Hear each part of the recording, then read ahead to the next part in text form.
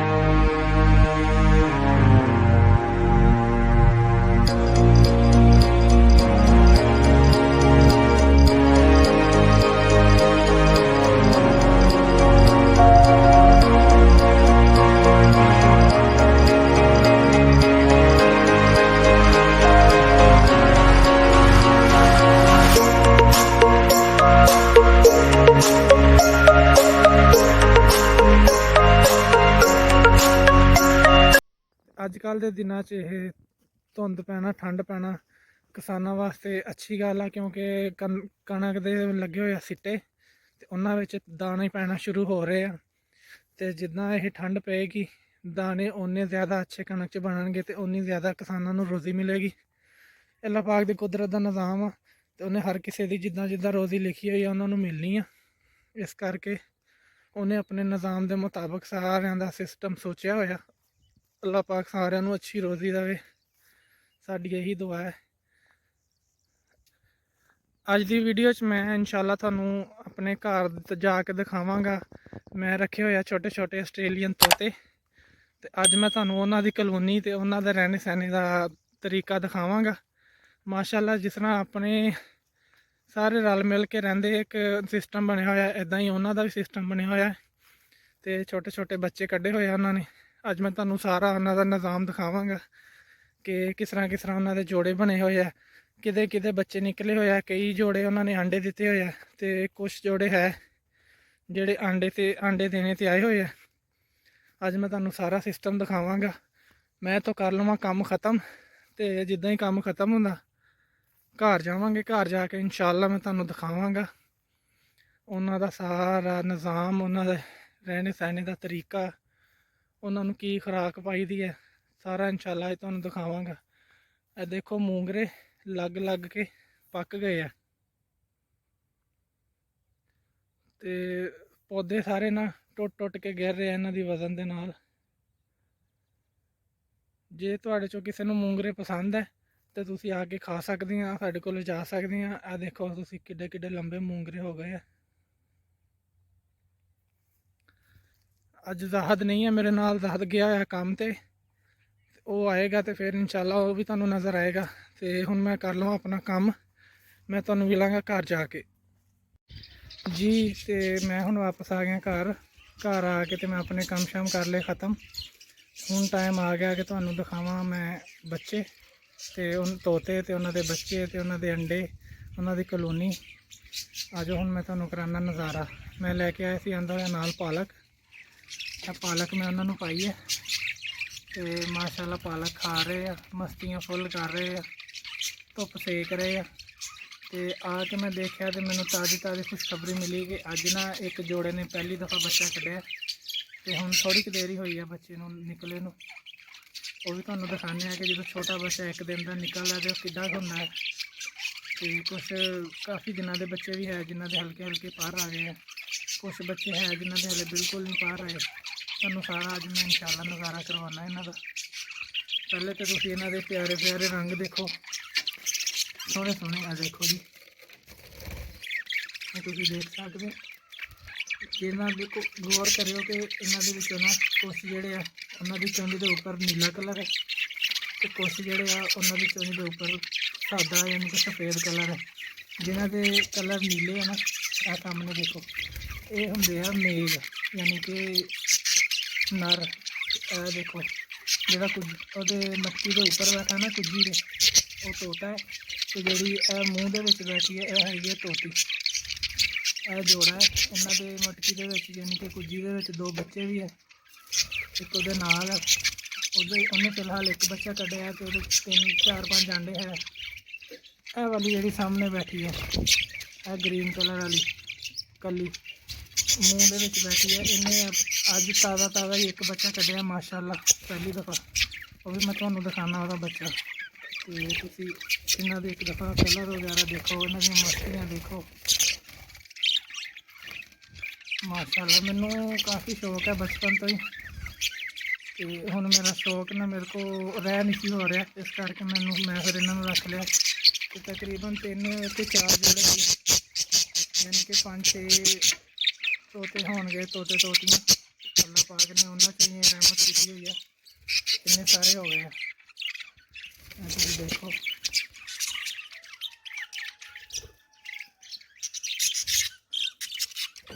ਇਹ ਮੈਂ ਤੁਹਾਨੂੰ ਹੁਣ ਦਿਖਾਵਾਂ ਇਹਦੀ ਕਾਰਸਤਾਨੀ। ਇਹਨੇ ਸਵੇਰ ਦੂਸਰੇ ਦੀ ਬੀਵੀ ਨੂੰ ਛੇੜਿਆ ਤੇ ਅਗਲੇ ਨੂੰ ਫੜ ਕੇ ਕੁੱਟਿਆ। ਇਹ ਦੇਖੋ ਇਹਦੇ ਸਿਰ ਦੇ ਵਿੱਚ ਨਾ ਜ਼ਖਮ ਹੋਇਆ ਪਿਆ। ਇਹ ਦੇਖੋ, ਇਸੇ ਕਰਕੇ ਕਹਿੰਦੇ ਕਿ ਪੰਗਾ ਲੈਣਾ ਚੰਗਾ ਨਹੀਂ ਹੁੰਦਾ। ਇਹਨੇ ਪੰਗਾ ਲਿਆ ਤੇ ਹੁਣ ਗੰਜਾ ਹੋ ਗਿਆ। ਹੁਣ ਮੈਂ ਤੁਹਾਨੂੰ ਇਹਨਾਂ ਦੀਆਂ ਮਟਕੀਆਂ ਯਾਨੀ ਕੁੱਜੀਆਂ ਦੀ ਅੰਦਰੋਂ ਸੈਰ ਕਰਵਾਉਣਾ ਕਿ ਉਹਨਾਂ ਵਿੱਚ ਕਿਹਦੇ ਵਿੱਚ ਕਿੰਨੇ ਬੱਚੇ ਆ ਤੇ ਕਿੰਨੇ ਅੰਡੇ ਆ। ਤੁਸੀਂ ਹੁਣ ਦੇਖਦੇ ਰਹੋ ਤੇ ਅੱਜ ਦੀ ਵੀਡੀਓ ਦੇਖ ਕੇ ਤੁਸੀਂ ਸਾਡੇ ਚੈਨਲ ਨੂੰ ਸਬਸਕ੍ਰਾਈਬ ਤੇ ਵੀਡੀਓ ਨੂੰ ਸ਼ੇਅਰ ਕਰਨਾ ਲਾਜ਼ਮੀ। ਅੱਲਾਹ ਪਾਕ ਤੁਹਾਨੂੰ ਸਾਰਿਆਂ ਨੂੰ ਖੁਸ਼ ਰੱਖੇ, ਆਬਾਦ ਰੱਖੇ। ਮੈਂ ਤੁਹਾਨੂੰ ਹੁਣ ਦਿਖਾਣਾ ਅੰਦਰੋਂ ਮਟਕੀਆਂ ਤੇ ਕੋਸ਼ਿਸ਼ ਕਰੂੰਗਾ ਅਗਰ ਬੱਚਾ ਮੇਰੇ ਹੱਥ 'ਚ ਆ ਸਕਿਆ ਤੇ ਮੈਂ ਤੁਹਾਨੂੰ ਹੱਥ 'ਚ ਬਾਹਰ ਕੱਢ ਕੇ ਦਿਖਾਵਾਂਗਾ ਛੋਟਾ ਬੱਚਾ। ਚਲੋ ਜੀ ਹੁਣ ਅਸੀਂ ਚੈੱਕ ਕਰਦੇ ਹਾਂ ਇਹਨਾਂ ਦੀਆਂ ਮਟਕੀਆਂ। ਬਿਸਮਿल्लाहिर्रहमानिर्रहीम। ਸਭ ਤੋਂ ਪਹਿਲੇ ਇੱਥੇ ਦੇਖਦੇ ਹਾਂ, ਇਹਦੇ ਵਿੱਚ ਦੇਖੋ ਤੁਸੀਂ ਤੁਹਾਨੂੰ ਨਜ਼ਰ ਆ ਰਿਹਾ ਇੱਕ ਛੋਟਾ ਬੱਚਾ ਤੇ 5 ਅੰਡੇ ਆ। ਇੱਧਰ ਆ ਜਾਓ, ਇੱਧਰ ਵੀ ਇੱਕ ਅੰਡਾ ਪਿਆ। ਇੱਧਰ ਆ ਜਾਓ, ਇੱਧਰ कुछ दिनों के बच्चे हैं।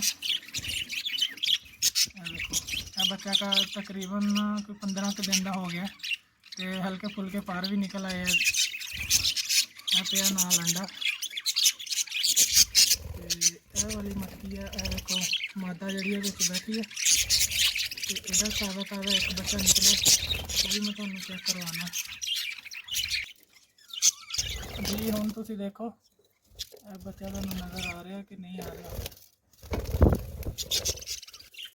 ਮਾਸ਼ਾਅੱਲਾ ਜੀ, ਆ ਦੇਖੋ ਬੱਚਾ ਅਸੀਂ ਬਾਹਰ ਕੱਢ ਲਿਆ। ਤਕਰੀਬਨ 1 ਦਿਨ ਦਾ ਇਹ ਬੱਚਾ ਛੋਟਾ ਜਿਹਾ, ਤੇ ਇਹਨੂੰ ਹੁਣ ਜਲਦੀ ਜਲਦੀ ਰੱਖਦੇ ਹਾਂ ਵਾਪਸ, ਤੇ ਤੁਹਾਨੂੰ ਬਾਕੀ ਚੀਜ਼ਾਂ ਦਿਖਾਉਂਦੇ ਹਾਂ।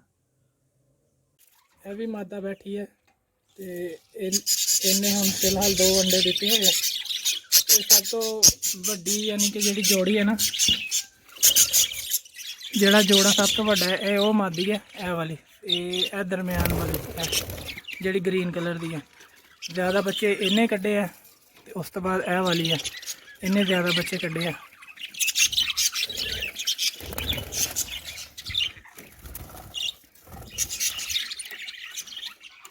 मैं हुण दरवाजे नूं लगा देवां ताला, तो पिछे हो के हुण तुहानूं मैं इन्हां दियां दसदा।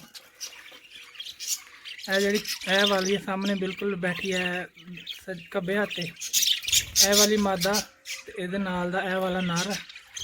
इन्होंने सब तो ज़्यादा बच्चे इन्होंने कड्ढे है, तो दूसरे नंबर पर यह वाला जोड़ा जोड़ा बैठा ऊपर दरम्यान, इन्होंने सब तो ज़्यादा बच्चे कड्ढे है। यह जोड़ा नीला वो नाल वो ग्रीन बैठा यानी हरा बैठा है, ये दोनों नवे बच्चे है। ये जोड़ा नवा बनया, तो बाकी जोड़े जोड़े काफ़ी बिच पुराने है। यह है इन्हों का दाना, यह इन्हों का पानी है। पानी गंदा बहुत जल्दी कर देंगे, तो दाने भी खा खा के ही गंदे बहुत जल्दी कर देंगे।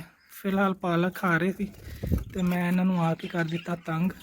माशाअल्लाह तुसीं इहदे खूबसूरत कलर देखो, रंग देखो ये कितने सारे हैं।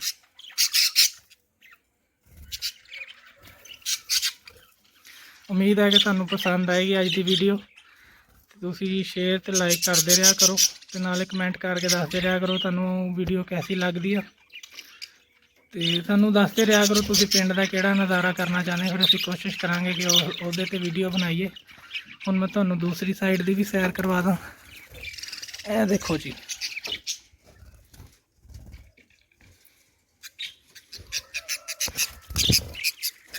इहदे विच देखो जी, एक तो बच्चा है, अंडे पे है, तो नाल ही यदि माँ भी बैठी हुई है, दोनों बिच ही बैठे हैं। तो मोबाइल कैमरा नज़दीक गया ना, तो शोर करना शुरू कर दिता। इधर हम आ जाए, माशाल्लाह 4 बच्चे हैं, देखो, तो मादा नाल बैठी हुई है। हुण इन्हों असीं तंग ना करिए, तंग हो रहे, डर रहे।